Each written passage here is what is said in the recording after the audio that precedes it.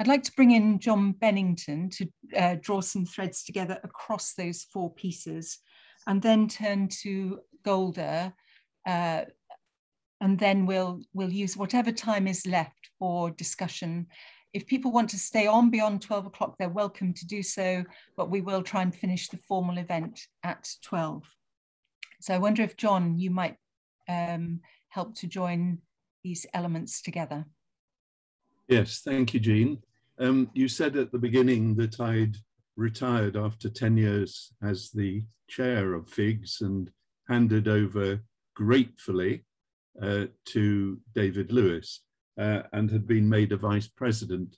I should point out it's not a vice president of South Sudan, but of FIGS only.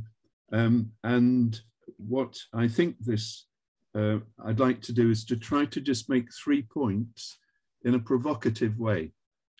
The first, I think, goes right back to the discussion about health. And in South Sudan, of course, the issue about COVID was dealt with very well, but a lot of people don't live to get COVID or vaccination. They die early of malaria, hepatitis, bilharzia. And so in their mindset, attacking those diseases and investing in proper health facilities and preventative medicine is absolutely critical. And I've certainly come out of all the recent discussions with what Jean and Archbishop Penny and others have said, that actually there's no point in investing in education if people die before they can reap the benefits of it or feed them back into society. So I increasingly think we've got to link those two. The second is a challenge. What is it and what are the conditions under which it's going to become possible for people like Lorna, a committed woman who grew up in South Sudan, to be able to come back to South Sudan and bring back all the education that she's got? Now, I know this is very, very difficult indeed because it raises real questions. One is about safety, commitment to your own children. It's also about putting your life on the line. So one of the things I observed is that people like Archbishop Samuel Penny, Pierre Philip, Grace Apollo, Kuyok, Dr. Kuyok in the National Ministry, these are people who've gone back and are putting their lives on the line. Certainly, Archbishop Penny, these people are at risk. Somehow, this is for the discussion within the group here, what are the conditions under which these very, very talented people in the diaspora are going to be able to come back? That's presumably got to tackle issues of law and order and a stable democratic society.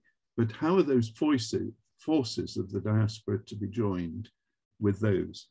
And the third one, provocatively, to stir up the discussion here is, I think we in the West have created some of the problems that are dividing that society over there by our missionary work being divided between Protestants and Catholics.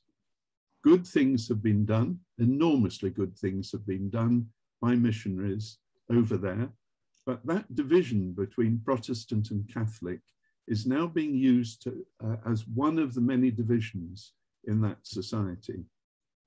And I've talked with Dolway about the crucial importance now in moving forward in everything being done in a collaborative, ecumenical way. There's one faith, one Lord, one baptism.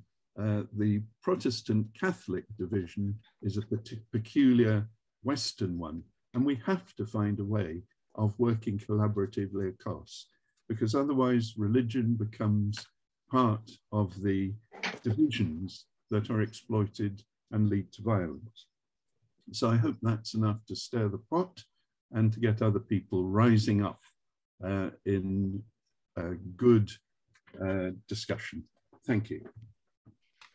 Great, thank you very much for that, John. I'm sure there'll be all sorts of responses to that. so we've got enough material for another webinar straight off, I think.